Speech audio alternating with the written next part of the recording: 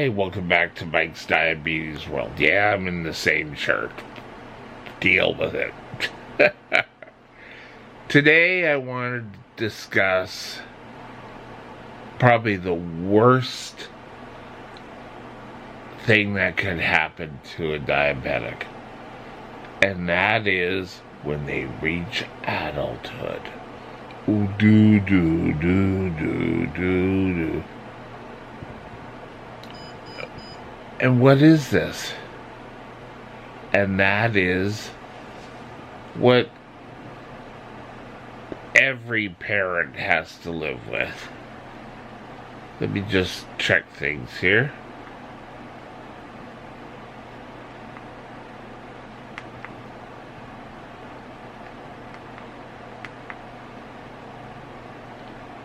Okay, I'm 4.1. It requires a blood sugar, but I'm going to wait a bit because it's just a couple of minutes till I do blood sugar anyway. But what I'm talking about is, I know everything now. Yeah, I've been a diabetic for so long. And what we learn along the way is, yes, we make mistakes, but you know what? What are we learning from these mistakes? I was diagnosed, I did everything I was supposed to, and one day I forgot to do back then it was a urine test, but I forgot to do a urine test at night, and oh my God, I thought I was gonna. And the next morning I got up, the urine test was exactly the same. So there really wasn't much going on. I thought I could do everything on my own. I had had a bad experience with a doctor, and he pretty well yelled at me. And you know what? I guess I kind of shun away. I didn't really go see a doctor.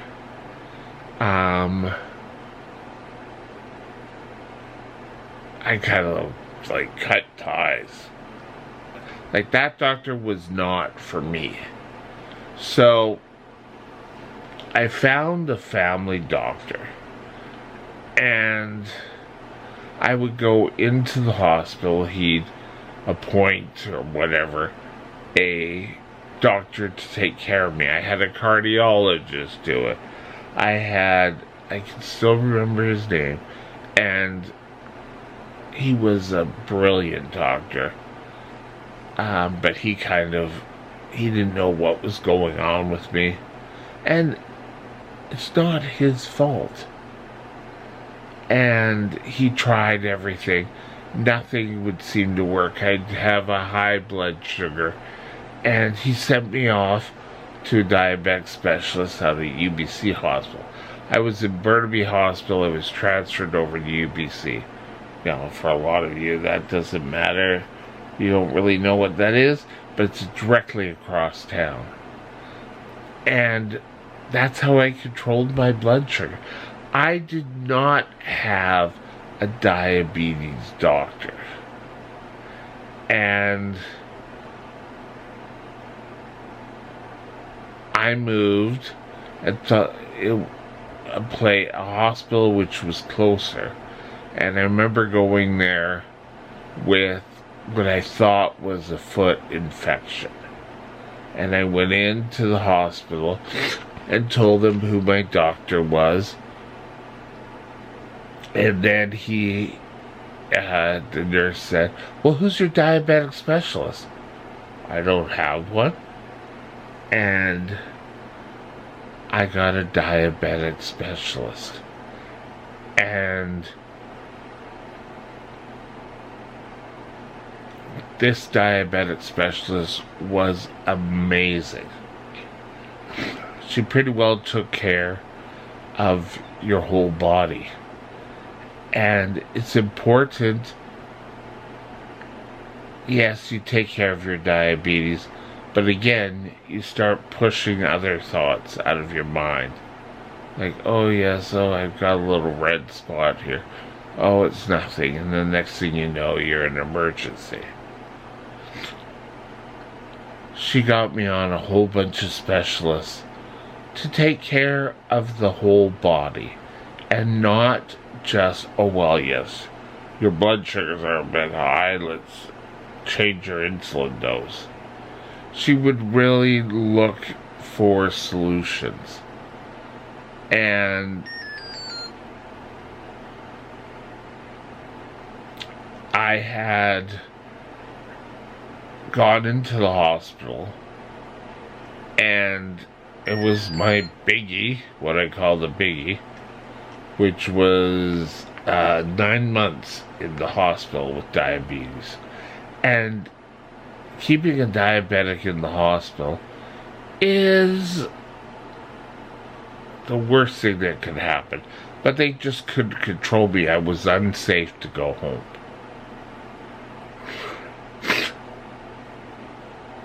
And I had a different endocrinologist every week. And it was kind of like you get spoiled by one, and then another one would have a different idea. And it was kind of like, I want to see what's actually happening to me. Like, changing a different doctor every week didn't work. And she started to do her care. She started to make time for me, and I know it affected her home life, but she would take care of me pretty much Monday to Friday. The weekends, we'd have someone else. But I was lucky. If you have type 1 diabetes, don't think you're going to do it all alone. You're not. You need to wake up. For me, the best thing was diabetic education. Oh yeah, I know everything about diabetes. You never know everything about diabetes. You need to keep control, and when something goes wrong, which it will, get help for it right away.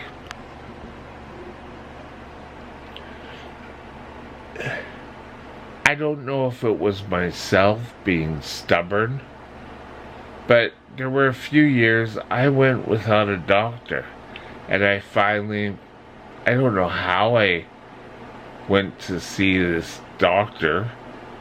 He was Rupert and Kingsway, and he was very good. I enjoyed him. Oh, I think I went and saw another doctor further up Kingsway, and I didn't really like that one. And it's okay. It's okay to move on if a doctor you don't like, but don't stop going just because I don't like him, which was what I did. Yes, you're in your 20s. Yes, you're an adult now. But trust me, looking back now at my 20s and even beginning in my 30s, no.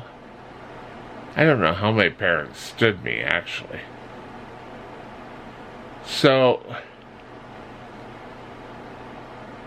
as you move on into adulthood with your diabetes, make sure you have a team in place. And what could this team look like?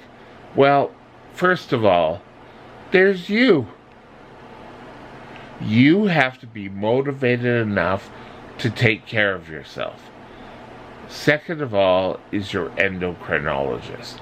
And your endocrinologist could be your producer. And I think Diabetic for Dummies says this the best. And because they came up with this whole thing about a theater production and what each different person meant. But I'll stay away from. But you should read Diabetes for Dummies. Excellent book. Anyway, there's a dietitian. There's a nurse educator. There is a foot doctor, a skin doctor, whatever. It could be different for each of you. But don't shy away from the doctors. You need it, and you need to keep it. Get those thoughts that you can do everything yourself. It's not going to happen. Take care of you so your body can take care. Have a great day. I'll talk to you later. Bye now. This is the